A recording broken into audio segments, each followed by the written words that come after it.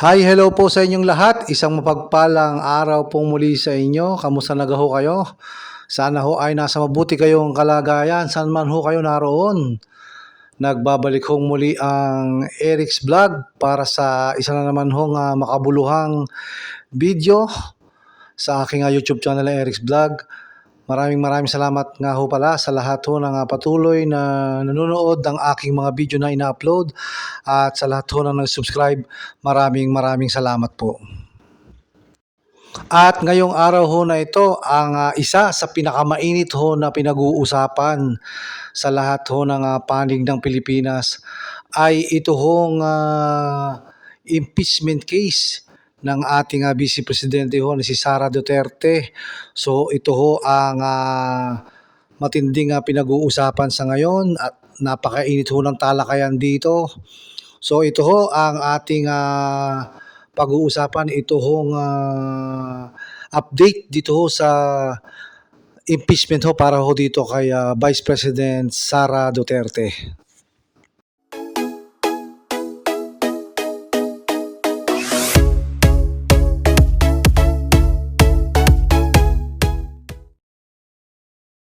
Nagbabalik pong muli ang Eric's Vlog.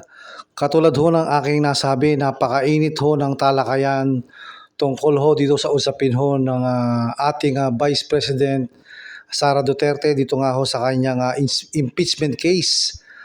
At ito hong kanyang impeachment case ho ay mainit talaga pinag-uusapan, hindi lang ho sa Pilipinas, maging sa buong mundo ho, kung saan nandun ho yung mga Pilipino at nakakaalam ho ng mga kaganapan dun ho sa ating bansang Pilipinas.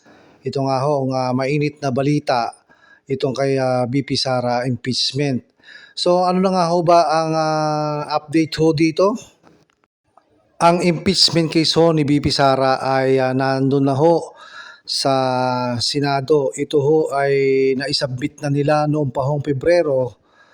Kaya marami ho ang nagsasabi na napakabagal ho ng pag-usad ng impeachment case ho ni VP Sara ngayong nandun na ho sa Senado. At marami ho ang ating nababasa sa mga pahayagan at maging sa social media ang pagkadismaya ho dito ho sa Senate President ho na si Francis Chis Escudero dahil marami ho ang nababagalan. Ang pagkakaalam ho natin ay dapat ito'y mag-uumpisa noong June 2, subalit ito ay naantala pa. At ang pagkakaalam ho natin, ito ho ay mag-uumpisa pa sa June 11. So ilang araw pa ho ang ating aantayin para ho umusad at magsimula ho ang talakayan o ang procedure ho para po sa pag-usad ng impeachment case po ng ating Vice Presidente Sara Duterte. Isa ho ang UP Law Faculty na nananawagan ho sa Senado na umpisahan na ho ang impeachment trial dito ho sa ating Vice Presidente Sara Duterte. So yung mga grupo ho na yan ay nananawagan. Ang pagkakaalam ho natin, yan ho ay 97 ho na UP Law Faculty na nananawagan sa Senado na agad nang umpisahan ang impeachment trial. Isa pa ho sa lumabas sa pahayagan ay ito ho nga tungkol ho sa De La Salle University Political Science Professor na sinasabi ho nila na ang pagka-delay ho ng impeachment trial ay magpapahina ho sa public trust, lalong-lalo na ho sa institusyon ng Senado. Ayun ho ang ayon sa balita na lumabas. At tungkol naman ho dito sa lumabas ho sa Manila Standard na sinasabi ho dito ay meron daw hong malaking rally na ikinakasa para ho hingin sa Senado na i-proceed na ho ang pag-usad ng impeachment trial ho ng ating Vice Presidente na si Sara Duterte. Meron din hong lumabas sa pahayagan na isa daw hong senador at ito ay si Senator Ronald Bato de la Rosa na nagsasabi ho na meron daw hong ikinakasang resolusyon para ho i-dismiss ang impeachment trial sa loob ho ng Senado. So yan ho ang matunog na bulong-bulungan ho na meron daw hong resolusyon para ikansila o ipahinto ang impeachment case ni BP Sara sa Senado. Pero ayon naman ho sa pahayagan ho ng Manila Bulletin na lumabas, ay sinabi ho nitong si Lacson na ang draft resolution daw ho na ikinakasa ni Senator Bato de la Rosa ay no sense daw po dahil wala pong karapatan na ito ay ipahinto bagkus ang buong institusyon lang ho ng Senado ang maaaring magpa-dismiss doon ho sa impeachment trial ni BP Sara sa loob ho ng Senado. So yun ho ang sinasabi ho ng nagbabalik ho at uupong senador na si Panfilo Lacson ho sa June 30, 2025. At sa panig naman po ng Minority Floor Leader po ng Senado na si Senator Risa Ontiveros ay sinabi niya po na once we receive the articles of impeachment, trial by the Senate shall forthwith proceed. So yan daw ho ang nakasulat doon ho sa Constitution na bagay din ho ito na ito rin ho yung sinasabi ni Senator Coco Pimentel na dapat ho ay magpatuloy kaagad itong impeachment trial ho sa loob ng Senado.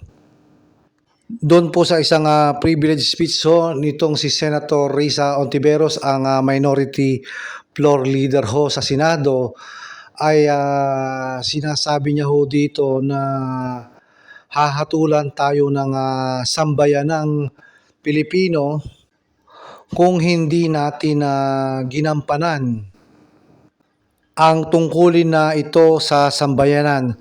So kaya ho si Senator Risa Ontiveros ay dismayado ho sa pag-usad ng impeachment trial at siya nag-aalala na halos lahat ho ng Pilipino ay nakamasid ho dito at tumututok ho dito sa impeachment case ho ni BP Sara para humalaman ang buong katotohanan sa mga aligasyon ho ng isinampang kaso para ma-impeach ho ang ating Vice President Sara Duterte. Isa pa hong malaking usapin ho dito sa impeachment trial case ho ni BP Sara ay dahil ho ang mga nakaupo ho na senador na kabilang ho sa 19th Congress Senate of the Philippines ay mananatili lamang ho hanggang June 30, 2025 ng tanghali dahil ho ang 20th Congress ho ay papasok na ang mga bagong halal na senador ay sila na ho ang papalis sa June 30. So ito ay malaking usapin kung paano na ho ang itatakbo ng impeachment case dahil kakaunti na lamang hong linggo ang natitira para ho sa mga senador na kabilang ho sa 19th Congress na nakaupo ngayon. So yan ho ang malaking usapin ho dyan. So yan ho ang mga ilang updates ho at mga kaganapan ho tungkol nga ho dito sa impeachment case ho laban ho dito kay Vice President Sara Duterte. So abangan ho natin ang mga susunod ho na mga araw kung ano mangyayari dito ho sa impeachment case ni BP Sara dahil ang pagkakaalam ho natin ay ito ho ay mag-uumpisa sa isang araw ho sa June 11, 2025. So yun ho, abangan na lang ho natin kung ano ho ang mga susunod pang mga kaganapan ho tungkol ho nga ho dito sa impeachment case ho dito ho kay Vice President Sara Duterte. Idadagdag ko lamang ho na ang schedule ho ng impeachment case ni BP Sara ay nausad ho ng June 11, 2025. Ang paliwanag ho ng Senate President na si Chis Escudero ay sapagkat meron pa hong mga importanteng mga bills ho sa Senate na kailangan hong talakayin bago pa daw ho umpisahan ang impeachment trial case kay BP Sara.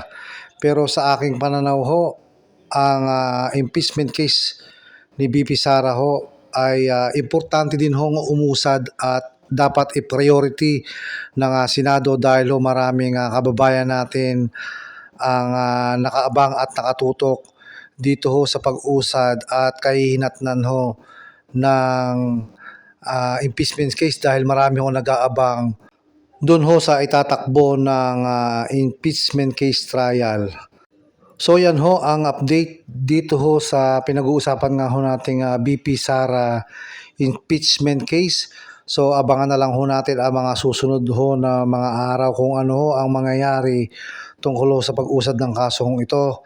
Dahil marami hong Pilipino talaga ang nakatutok ho sa usapin ho na ito.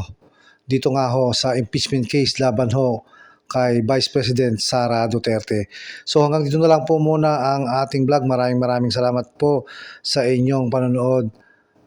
God bless and thank you po sa inyong lahat.